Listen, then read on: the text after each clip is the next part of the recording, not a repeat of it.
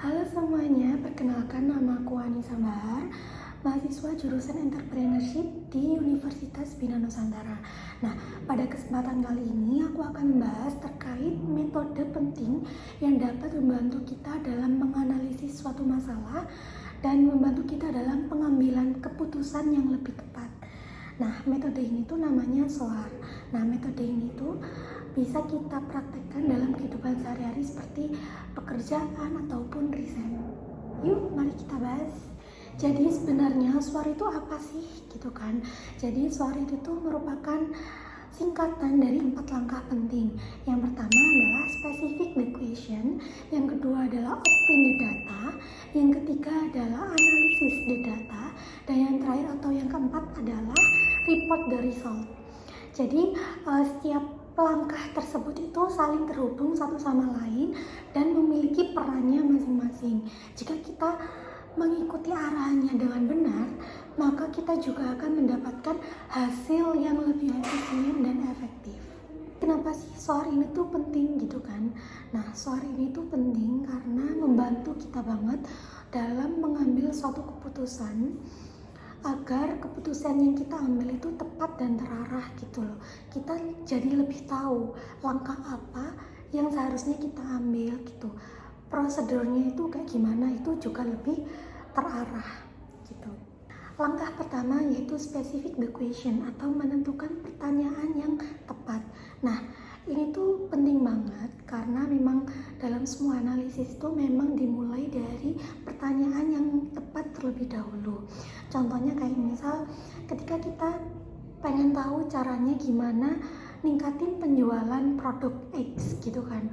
Nah, kamu jangan langsung gimana ya caranya, jangan langsung nanya seperti itu karena itu tuh kayak terlalu umum gitu. Cobalah buat dengan membuat pertanyaan yang lebih spesifik. Contohnya kayak apa sih faktor yang bisa membuat pembeli itu tertarik terhadap produk X atau terhadap produk Y gitu. Nah, ketika kita sudah membuat pertanyaan secara spesifik, untuk jawab pertanyaan tersebut atau untuk menganalisis pertanyaan tersebut itu tuh bisa lebih mudah dan lebih efisien. Setelah membuat pertanyaan yang jelas, langkah selanjutnya adalah obtain the data atau ngumpulin data.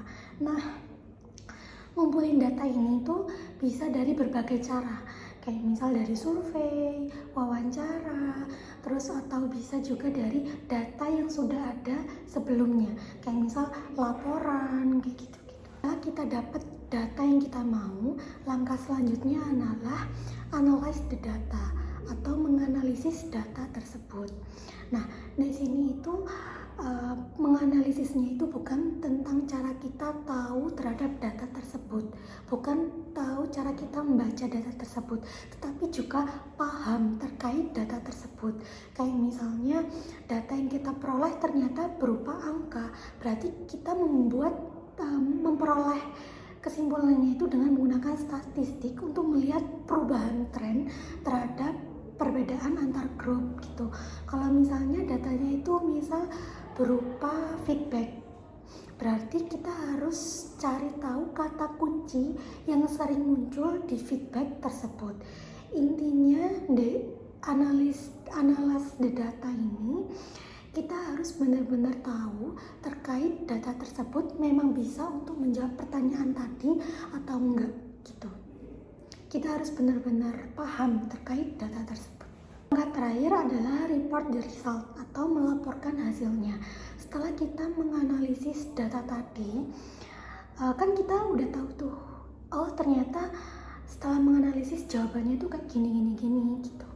Nah, kita juga harus nyampein lagi secara jelas agar pembaca atau pendengar itu dapat mengerti apa yang harus dilakukan untuk selanjutnya gitu.